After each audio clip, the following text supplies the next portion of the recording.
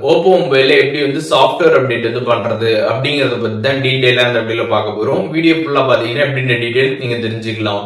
வீடியோக்குள்ள போலாம். ஓப்போ மொபைலில் இருக்கக்கூடிய செட்டிங்ஸ் ஆப் ஓப்பன் பண்ணிடுங்க. ஓப்பன் பண்ணிட்டு கீழே ஸ்க்ரால் பண்ணி வந்தீங்க அப்படின்னா அதில் சிஸ்டம் அண்ட் அப்டேட் அப்படின்ற ஆப்ஷன் இருக்கும். அதை கிளிக் பண்ணிடுங்க. இப்போது உங்களுக்கு சாஃப்ட்வேர் அப்டேட் வந்துருந்துச்சு அப்படின்னா இந்த இடத்துல சாஃப்ட்வேர் அப்டேட் அப்படின்றது ஷோ ஆகும். அதை நீங்கள் கிளிக் பண்ணிடுங்க. அதை கிளிக் பண்ணதுமே இந்த சாஃப்ட்வேர் அப்டேட் பற்றின கம்ப்ளீட் டீட்டெயில்ஸ் எல்லாமே கொடுத்துருப்பாங்க. அதெல்லாமே நீங்கள் பார்க்கலாம். அண்ட் அதுக்கப்புறம் பார்த்தீங்கன்னா அது எவ்வளோ சைஸுக்கு அப்டேட் இருக்குது அப்படின்றத மென்ஷன் பண்ணியிருப்பாங்க. ஜிபினா ஜிபி கணக்கில் இருந்துச்சுன்னா 1 GB அப்படின்றத மென்ஷன் பண்ணியிருப்பாங்க. இல்லை எம்பினா எம்பி கணக்கில் இருந்துச்சுன்னா எம்பின்னு போட்டு இந்த மாதிரி மென்ஷன் பண்ணியிருப்பாங்க.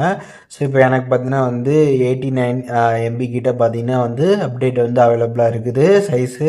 ஸோ இப்போ இதை நீங்கள் பார்த்துக்கிட்டு அதுக்கப்புறம் கீழே பார்த்தீங்கன்னா டவுன்லோட் அண்ட் இன்ஸ்டால் அப்படின்ற ஆப்ஷன் இருக்கும்.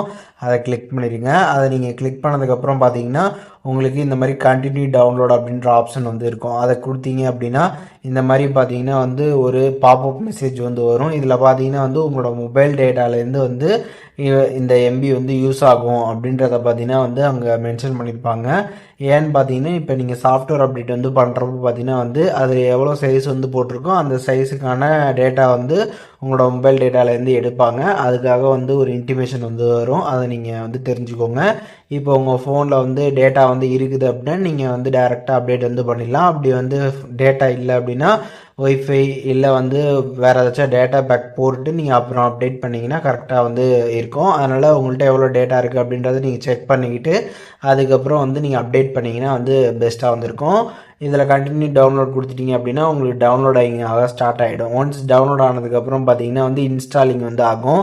இன்ஸ்டாலிங் ஆனதுக்கப்புறம் பார்த்தீங்கன்னா ரீஸ்டார்ட் நவ் அப்படின்ற ஆப்ஷன் பார்த்தீங்கன்னா காட்டும். அந்த ரீஸ்டார்ட் நவ் அப்படின்ற அந்த ஆப்ஷன் நீங்கள் கிளிக் பண்ணாமே பார்த்தீங்கன்னா உங்களோட மொபைல் ஃபோன் பார்த்தீங்கன்னா ஒன் டைம் சுவிட்ச் ஆஃப் ஆகிட்டு திருப்பியும் பார்த்தீங்கன்னா ஆன் ஆகும். ஆன் ஆனதுக்கப்புறம் பார்த்தீங்கன்னா உங்களுக்கு ஃபினிஷிங் சிஸ்டம் அப்டேட் அப்படின்றது ஷோ ஆகும். அது வந்ததுக்கப்புறம் பார்த்தீங்கன்னா உங்களுக்கு அப்டேட் பார்த்தீங்கன்னா சக்ஸஸ்ஃபுல்லாக ஆகிடுக்கும். நீங்கள் செக் பண்ணிக்கலாம்.